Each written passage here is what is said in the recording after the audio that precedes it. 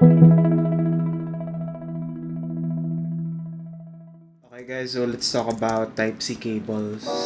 Now, Type-C cables are a very interesting topic for a lot of reasons. Of course, Type-C cables are ubiquitous nowadays. Everything, all of our devices use Type-C cables. It's there's a good reason why Type-C cables are so rampant nowadays. Kasi naman of course, we're trying to unify everything. We're trying to give everything that singular device or connector to rule them all.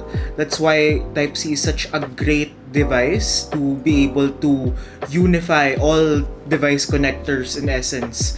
So, what is my gripe about Type-C connectors? Well, I have a love-hate relationship with Type-C. In a sense na I actually really like Type-C for what it stands for. Pero the thing is, what you stand for and what's you do in practices are two very different things.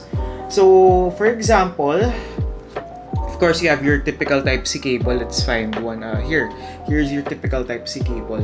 U-green data cable. USB 3, as you can see, na yun nga, the blue connector. And of course, it has it's actually not 4 pins, it's actually 9 pins. So, yun yung sa U-green or USB 3.0 Type-C cable. Now, there are a lot of nuances when it comes to Type-C. May USB 3 2x2, may USB 3 2x1 and 1x2. Ang daming nuances when it comes to Type-C cables and nakakainis siya. To the common end user, hindi niya alam. Marami ako nakita, especially on Amazon and especially on foreign sites, that a lot of people are getting confused as to ano ba talaga yung cable na ginagamit nila.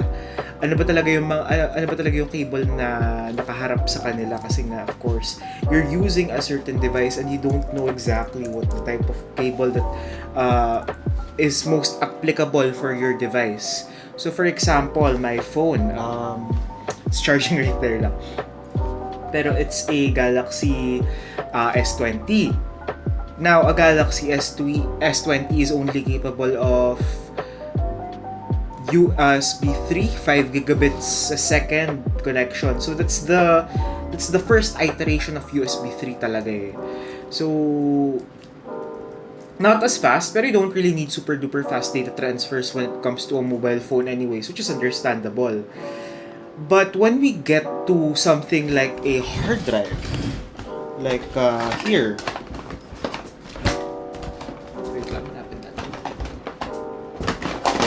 Yan, to.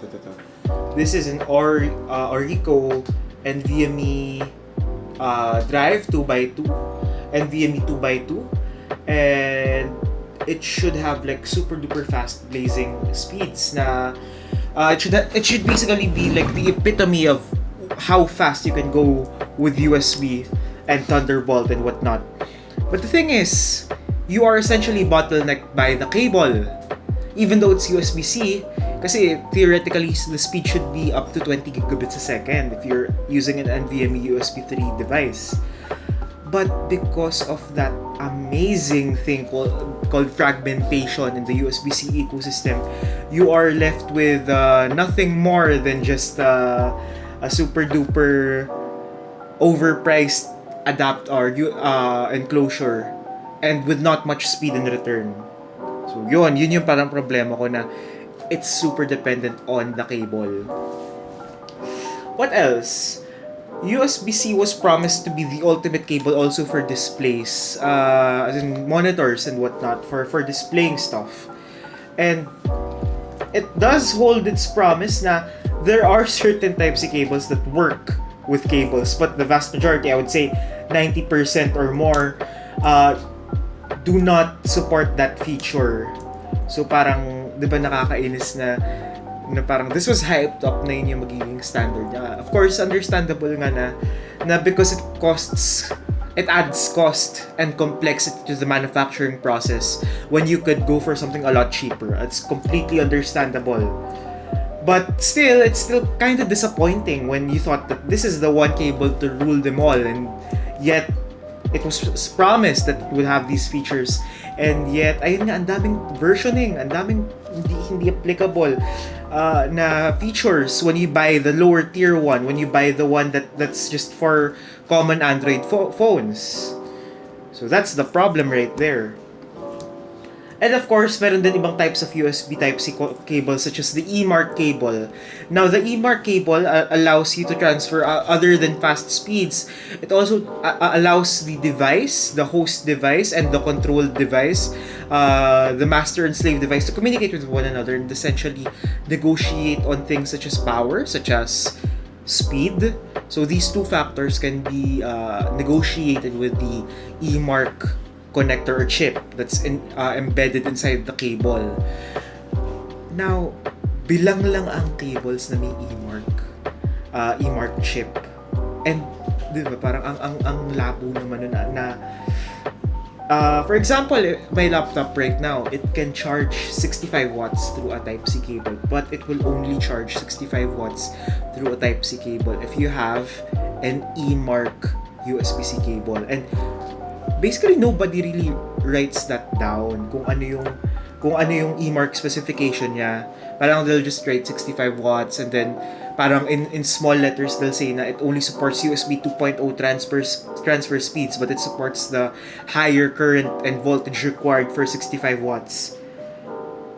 So, lesson learned for all of those buying Type-C cables: do a little bit of studying up as to what your device supports and what you need for your use case scenario. Kasi iba-iba yung use case scenario, iba-iba yung requirements ng iba't ibang devices. There are also other nuances such as USB power delivery, USB programmable power supply, and we'll talk about those in a different video. But that's essentially Type-C for you. It's a great development, it's reversible, it's an amazing way to move forward with intercompatibility of different ecosystems and different devices. But the major thing that holds it back is, of course, cost cutting, and of course, ayun nga, the lack of a unified naming convention regards to the several nuances. You will have to understand na if you're trying to find a charger for a laptop, you will have it will be different from a cable that supports fast data transfers. So that's essentially the thing why I love and sort of hate USB-C. The super duper cheap ones can be found as low as 100 pesos. Super duper cheap cables na ayun nga, USB 2.0 transfer speeds. Pero yung mga high-end cables lang to range 500, 600 plus pesos. So these are the ones that have the full range of capabilities that USB-C should have. And noting na yun pa usually mga mamaiksi lang mga cables din kasi they can't really transfer or parang they have this thing such as signal degradation, kaya they can't really have the super duper long cables for the super duper high tech capabilities such as Thunderbolt, such as DisplayPort, such as transferring GPU, having GPU capabilities into an external display. So yun. So I hope you took a little, I know nakakalito. I hope you guys learned a little bit something more about USB-C today. Why it's such a great cable, but it's also such a crappy cable, such a crappy naming convention and standard. Thanks for watching, guys. This has been Gino, and this has been Day One Media. Thanks for watching. See you guys in the next video. Now, what is that, you might ask? It's painting your own graphics card, in our case, a GTX 1060 OC edition. We'll try to see if it has any semblance of working or if the water is leaking.